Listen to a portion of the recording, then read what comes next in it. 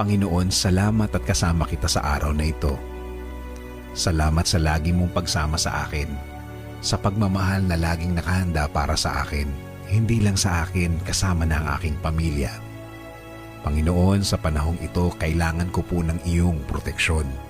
Kailangan namin ng proteksyon ninyo sa araw na ito at sa mga araw na darating. Alam kong alam niyo po, Panginoon, kung gaano nakadelikado ang mga araw na dumarating. Dumarating sa aming mga buhay na ang dala nito ay puro pangamba at takot. Panginoon, alisin niyo po ang mga takot na ito sa aking puso. Turuan niyo kaming maging matapang para harapin kung anong dala ng panahong ito, Lord. Alam namin, Lord, na matitindi na ang mga sakit na nagkalat ngayon. Alam namin na paggrabe na ng paggrabe ang sitwasyon ngayon, na kung titingnan mo, parang hopeless na at parang hindi na namin malalampasan.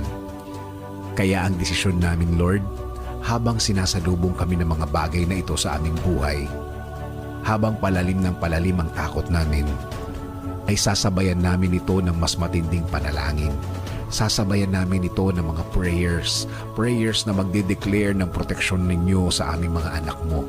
Alam namin ang lahat ng nasa harap namin, Lord, ay hindi mawawala, pero mas palalakihin namin kayo sa aming mga buhay.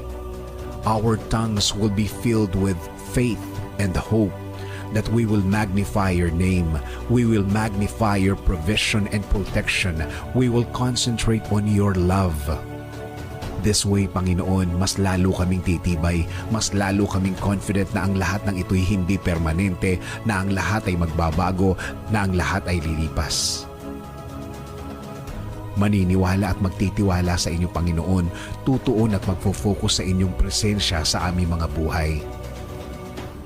At magiging magandang impluwensya kami sa mga taong nanghihina, Panginoon. Lord, please bless and protect also our family. Please provide for them also, Lord. Panatilihin niyo silang malakas at laging masaya, Panginoon. At Panginoon, ituloy niyo lang po ang pagtulong sa aming bayan. Patuloy niyo pong ipadala ang mga tamang tao para makatulong sa amin.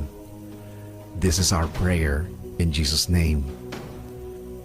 Amen.